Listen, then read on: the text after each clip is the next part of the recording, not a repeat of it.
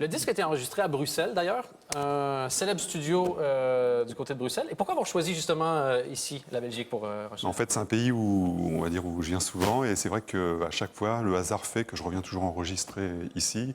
Et là, donc, j'ai travaillé avec Charles de Scooter, qui a co-réalisé l'album avec moi. Donc, dans un studio, bon, je ne vais pas donner le nom, mais c'est pas très loin de la RTBF.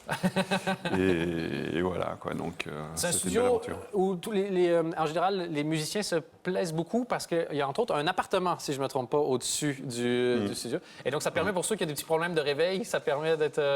Ouais, c'est pratique parce qu'en fait, moi j'avais l'appartement juste en dessous du studio et c'est vrai que bon, je suis une marmotte quoi donc et le matin, il y avait à 10 h du matin, il y avait l'ingé qui venait, Charles il me tirait du lit, on veut travailler donc parce que je me couchais assez tard, j'étais parti un peu dans Un mon petit musicien qui vit plus la nuit que le matin. Tiens, c'est bizarre, ça. Je crois que c'est très rare, ce truc-là. délire. C'est rare, oui. Mais déjà là, merci d'être là. Donc là, vous êtes c'est plus ou moins le matin pour vous à cette heure-ci. Là, on est en début de matinée. En début, parfait. C'est la première fois que je fais un morning show à cette heure-là, donc je suis vraiment ravi de pouvoir le faire.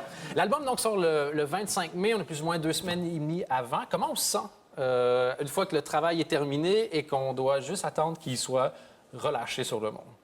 Je me sens bien quand le plus dur est fait. L'album est enregistré maintenant, il n'y a plus qu'à le présenter au public et préparer la tournée et tout ce qui va suivre derrière. Et ça fait combien de temps que vous n'aviez pas eu un nouvel album qui sort? Ça fait combien de temps que vous n'aviez pas passé par ces étapes?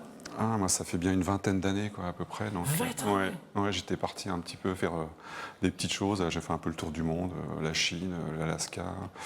Voilà, Oui, Chine et Alaska, une fois qu'on a fait les deux, on a vu quand même des choses très on a différentes. fait le tour, on a fait un peu le tour. Il n'y a pas beaucoup de points en commun entre l'Alaska et la Chine, finalement, j'imagine. Sauf... Non, on va dire, les gens sont un petit peu plus bridés d'un côté que de l'autre, un peu plus... voilà, je sais pas. Il y a des petits détails. Donc, 20 ans. Et qu'est-ce qui vous a donné envie de le refaire? Parce qu'au bout de 20 ans, ça donne un peu l'impression de peut-être que ça, c'était une partie de la vie. Qu'est-ce qui vous a donné envie de dire, là, j'y retourne, je le refais? La passion, pour la musique. Voilà, donc depuis l'âge de 10 ans, je suis un fan de pop, de rock. Et donc, après la cassure, donc, suite à mon départ d'Indochine, j'ai continué à faire de la musique. Et là, il fallait que ça sorte. Donc, on a fait cet album. Et c'est un grand plaisir.